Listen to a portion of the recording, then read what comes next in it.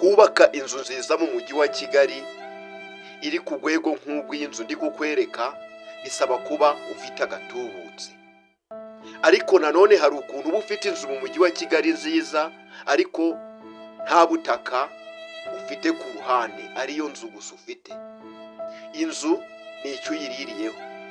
Gusa ndagusabye ngo wowe niba ushaka kubaka inzu nziza ahantu heza mu mujyi wa Kigali kandi haguhendukiye, iyo nzu yawe ufite ushobora kuyigurisha, wowe ukaza ukubaka hano mu mujyi wa Kigali ugasagura amafaranga menshi ku buryo ushobora kubyazamo izindi nzu nyinshi bitagusabye kugira icyo ushora, usibye kurekura ya nzu imwe wari ufite ugahita uyubakamo inzu zigera muri 7.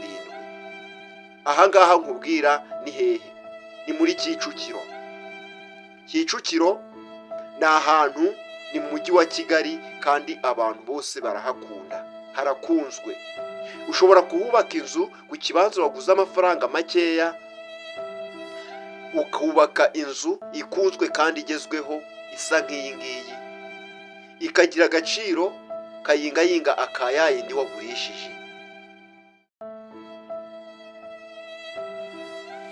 Iki ngiki ni ikibanza cyiza ngenje kubereka. Ahangaha ni Kanombe hano kuri militari, ntabwo ari ahantu kure. Ndi kugira ngo mutambuke mbereke iki kibanza ukuntu giteye, ubw'inkwakuzi ze y'ikirangiza feri. Borone ya mbere iri ahangaha niho hateyemo borone ya mbere. Borone ya kabiri iri hariya kuri kiriya cyuma, urakibona sibyo? Tukongera tukazamuka gutya, uzamukiye ahangaha urahabona ahangaha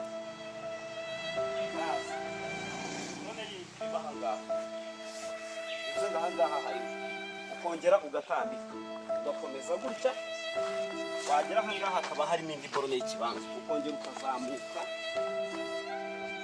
ukaza uko iyi korotire imeze, ukongera ugatambika ukagera hirya kuri uriya mugabo. Noneho waberekana view yo hakurya, bakareba view yo hakurya uko imeze. View yo hakurya uko imeze murabizi, ntabwo njya mbaha ibintu by'ibikaritani kirimo se ntimuba mubizi se. Nta bikaritani njya mbaha niba bereke view yo hakurya. View yo hakurya uko imeze, dore ngiyo burya mujye munareba, mujye munyuzamo murebe. Dore rebe mwibereke uyu muturanyi. Ubwo se imari byarangiye ngwino wishyure ubwo tujye kwa noteri. Yego.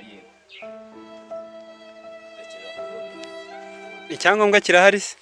Yego. Limitasiyo gusa?